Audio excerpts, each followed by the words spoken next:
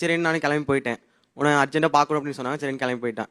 போனோடனே எனக்கு shirt, diary milk எல்லாம் வாங்கிட்டு வந்திருந்தாங்க. வாங்கிட்டு வந்து இந்தா வச்சுக்கோ அப்படின்னு சொல்லி கவரில் வச்சு கொடுத்தாங்க.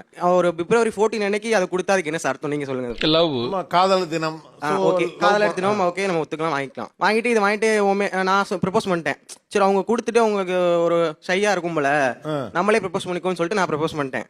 சரி ஐ லவ் யூ அப்படின்னு சொன்னதுக்கு இல்லை உன் மேலே எனக்கு அந்த மாதிரிலாம் தாட் இல்லை, உனக்கு வந்து யாருமே இன்னைக்கு உனக்கு லவர் இல்லைன்னு எனக்கு தெரியும், ஸோ அதனால நான் உனக்கு வாங்கி கொடுத்தேன்.